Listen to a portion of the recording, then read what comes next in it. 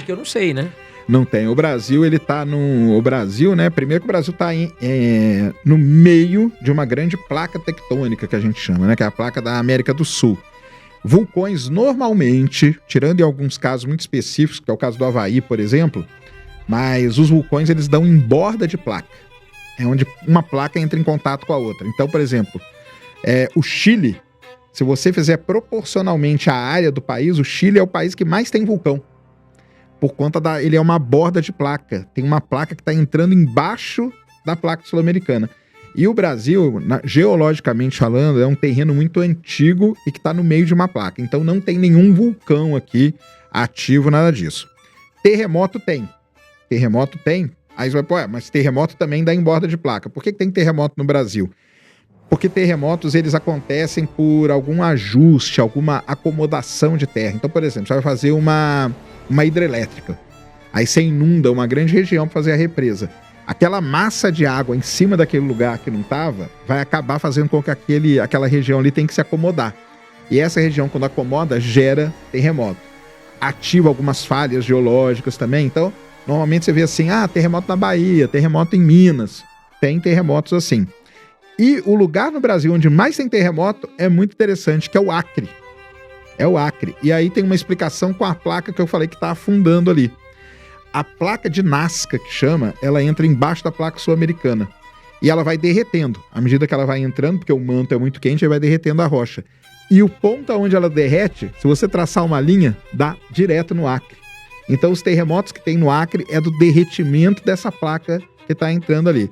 Então, mas vulcão o Brasil já teve. Ribeirão Preto, por exemplo. Embaixo de Ribeirão Preto tem um super vulcão, só que extinto, milhões e milhões de anos. Ali tinha um vulcão muito ativo. Aí o pessoal até brinca, por isso que Ribeirão é quente pra caramba. Não, não é não, mas ali teve. Então, mas hoje não tem nenhum vulcão não, pode ficar tranquilo. O pessoal de Ribeirão pode ficar tranquilo, não tem risco pra eles. Pode ficar tranquilo, tem nada. Serginho, qual que é a diferença? Eu acho que muitas pessoas não entendem a diferença de terremoto pra vulcão. Qual que é a grande diferença de um pro outro? Terremoto é a terra mexendo. Certo. Só isso, a terra mexeu, é um terremoto. Acontece quando ou uma placa esfrega na outra, sim, ou quando uma placa se afasta da outra, ou quando uma placa entra embaixo da outra. São as três coisas que dá terremoto. A terra chacoalhou, acabou. Vulcão, não. Vulcão você tem que ter toda uma situação, você tem que ter embaixo uma câmara magmática, que a gente chama, e aí cresce uma montanha, que a gente chama de cone vulcânico. Então cresce aquela montanha, então eu já tive lá, né, no Etna, no Vesúvio. A Itália é um país que tem muito vulcão, porque ali tem toda uma complexidade de placa tectônica e tem aquelas montanhas maravilhosas. Monte Fuji, né, que todo mundo deve conhecer, é um vulcão. O Etna, o Vesúvio, aí tem vulcões aí pelo mundo todo.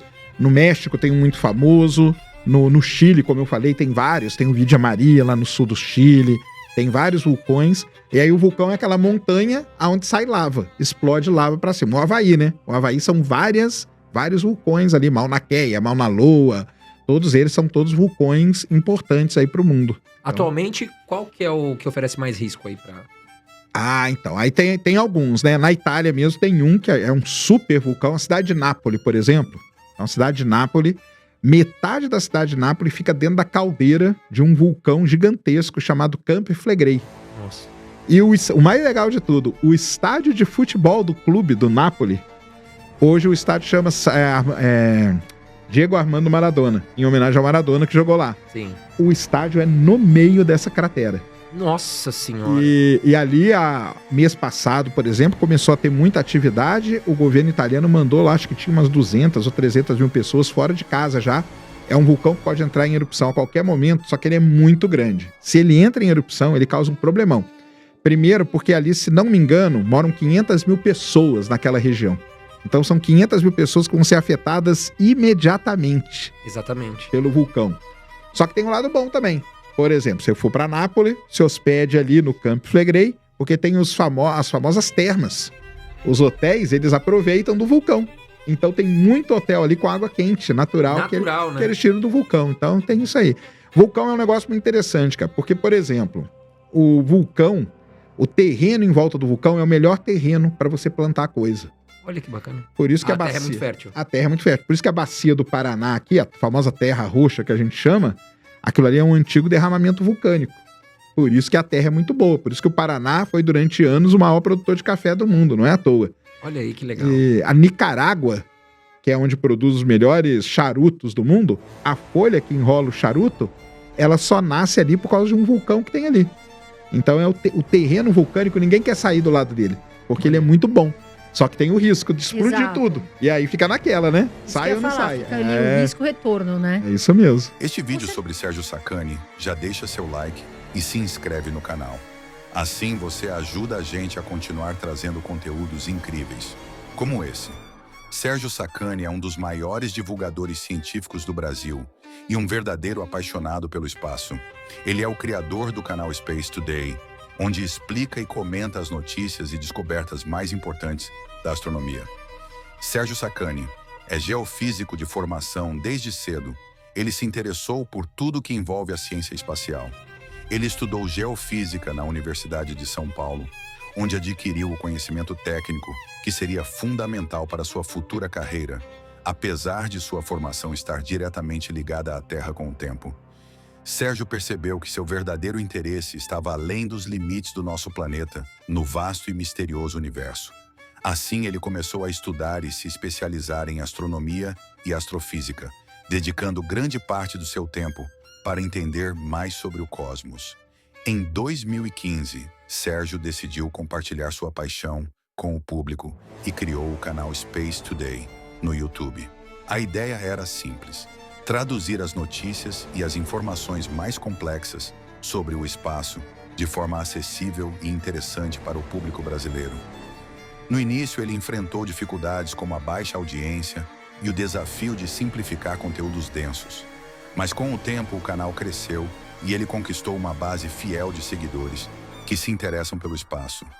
Hoje, o Space Today é um dos maiores canais de ciência e astronomia do Brasil, com milhões de visualizações e seguidores. O sucesso do Space Today se deve em grande parte ao estilo de conteúdo e ao formato que Sérgio utiliza. Ele consegue explicar fenômenos complexos de maneira simples, sempre com muito bom humor e uma linguagem que aproxima o público do assunto. Sérgio também não se limita a apenas compartilhar notícias. Ele faz lives, comenta eventos astronômicos ao vivo, tira dúvidas e até participa de entrevistas. Seu compromisso com a ciência e sua paixão pelo espaço são evidentes em cada vídeo que ele produz. Sérgio é conhecido por acompanhar de perto as novidades do universo. Ele sempre está atualizado com as últimas descobertas e muitas vezes é um dos primeiros a divulgar notícias espaciais no Brasil.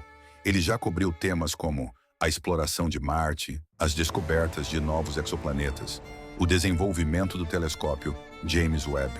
E muito mais. Além disso, ele também fala sobre as missões espaciais da NASA, ESA e outras agências espaciais ao redor do mundo. Uma característica marcante de Sérgio é sua autenticidade. Ele não tem medo de expor suas opiniões e fazer críticas, sempre com embasamento e respeito. Essa postura autêntica faz com que seus seguidores se identifiquem ainda mais com ele. Além do YouTube, Sérgio também é ativo em outras redes.